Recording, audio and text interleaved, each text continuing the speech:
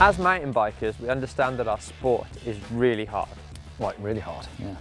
But have you actually considered how hard it is? Yep. You have? Yeah. Well, compare it to roadies. Like, they have it easy. It's true.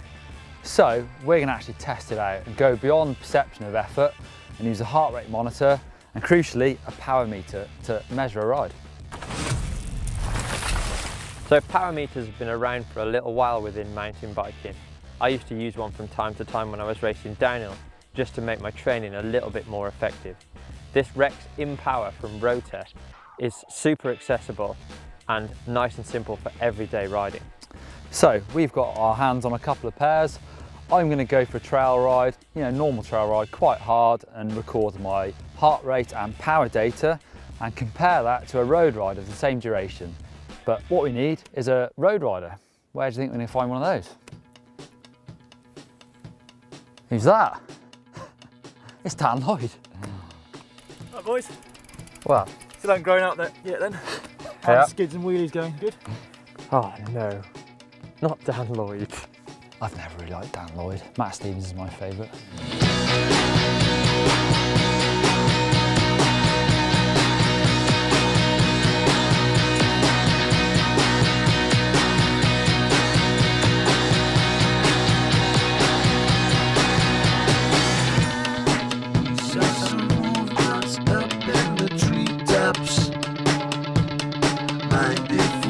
How you got so high, there's always answers to. How was that?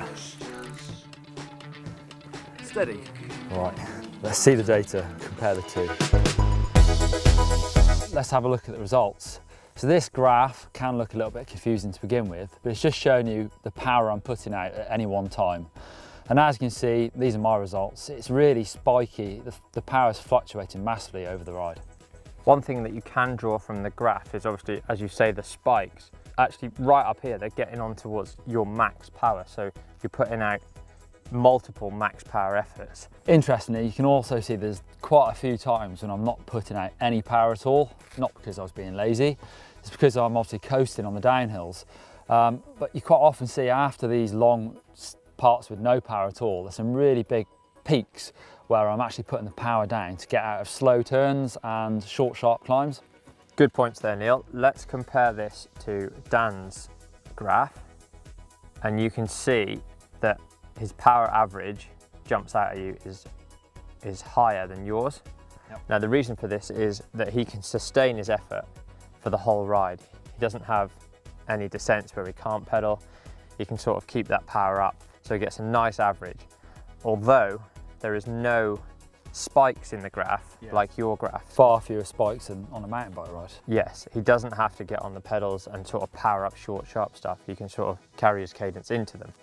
Do you think it's harder, Neil?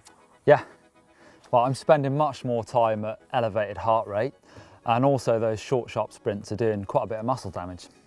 It's worth saying that when you do a cross-country ride, it's hard to be mellow and ride at a low tempo because simply you can't get round the course. You can also see that even in those points where I'm not putting any power through the pedals, my heart rate is still really high because I'm having to pump the bike, turn, do all these technical riding skills that actually keeps my heart pumping pretty hard. Okay, so there's the data, but what are we actually going to do with this knowledge?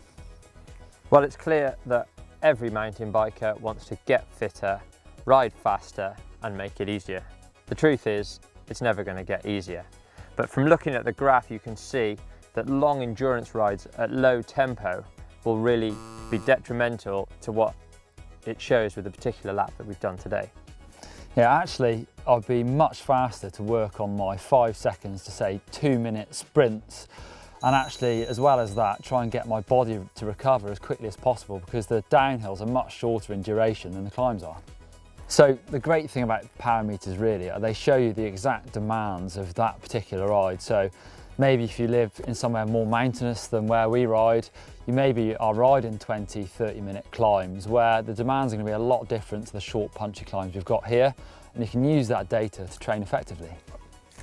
Yeah, that's a good point, Neil. And one thing that I find really useful when using a power meter is you can actually work out if you're putting yourself into the red, i.e. your power's too high when you set out And if you're going for an hour, you can't sustain that power all the way through, so then you end up struggling towards the end. It helps you to learn your body and realise where your weaknesses are.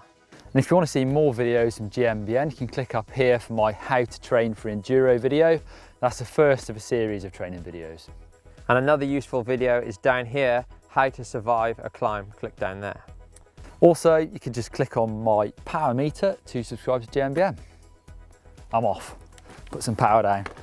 Go on.